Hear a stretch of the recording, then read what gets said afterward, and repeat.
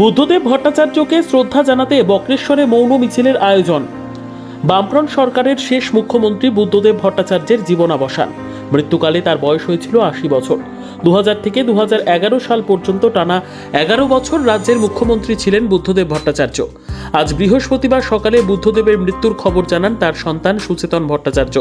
সকালে বুদ্ধদেব ভট্টাচার্য প্রাতরাশ করেছিলেন পাম অ্যাভিনিউয়ের বাড়িতেই শেষ নিঃশ্বাস ত্যাগ করেন। এই খবর পাওয়ার পর রাজনৈতিক নেতা নেত্রীরা সেখানে যাওয়ার তোড়জোড় শুরু করেছেন। এই খবর প্রকাশ্যে আসতেই আলিমুদ্দিন স্ট্রিটের মুজফ্ফর আহমেদ ভবনে তৎপরতা তুঙ্গে উঠেছে। ২০২৩ সালের ৯ আগস্ট হাসপাতাল থেকে ছাড়া পেয়ে বাড়ি ফিরেছিলেন বুদ্ধদেব ভট্টাচার্য। ২৯ জুলাই অসুস্থ হয়ে পড়ায় তাকে ভর্তি করা হয়েছিল দক্ষিণ কলকাতার আলিপুরের একটি বেসরকারি হাসপাতালে। সেখানে কদিন তাকে ভেন্টিলেশন সাপোর্টে রাখেন চিকিৎসকেরা। নিউমোনিয়ায় আক্রান্ত হন তিনি। তার সঙ্গে ফুসফুস এবং শ্বাসনালীতে সংক্রমণ ধরা পড়েছিল। তারপর ১২ দিনের মাথায় হাসপাতাল থেকে ছেড়ে দেওয়া হয় তাকে। বাড়িতে ফিরে কঠোর বিধিনিষেধের মধ্যে ছিলেন তিনি।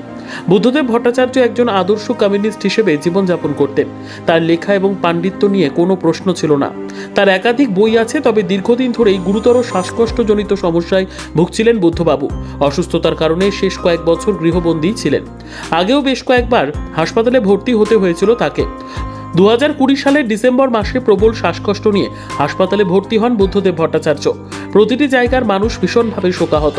তার স্মৃতির প্রতি শ্রদ্ধা জানিয়ে এবং পরিবারকে সমবেদনা জানিয়ে বীরভূমের বক্রেশ্বরের সিপিআইএম পার্টি অফিস থেকে বক্রেশ্বর বাসস্ট্যান্ড পর্যন্ত এক মৌন মিছিলের আয়োজন করা হয়। এর পাশাপাশি বুদ্ধদেব ভট্টাচার্যের ছবি সামনে রেখে তার ছবিতে মাল্যদান করে এবং পুষ্পার্ঘ্য অর্পণ করা হয়। এদিন বক্রেশ্বরের পার্টি অফিস থেকে গোটা বক্রেশ্বর মৌন মিছিল করেন। পায়ে পা মিলিয়েছিল অসংখ্য নেতা নেত্রী থেকে শুরু করে সাধারণ মানুষ। বুদ্ধদেব ভট্টাচার্যকে শেষ শ্রদ্ধা জানাতে অগণিত মানুষের ঢল ছিল।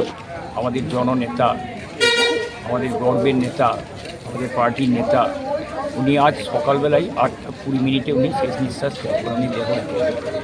সেই জন্যে তার স্মৃতির প্রতি শ্রদ্ধা জানিয়ে, তার পরিবারবর্গকে সমবেদনা জানিয়ে আমরা কিছুক্ষণের জন্য বক্রেশ্বর বাস স্ট্যান্ডের থেকে, গ্রাম থেকে বাস স্ট্যান্ড পর্যন্ত আমরা একটা মৌন মিছিল করলাম এবং পুষ্পার্ঘ্য করলাম এবং মাল্যদান করলাম।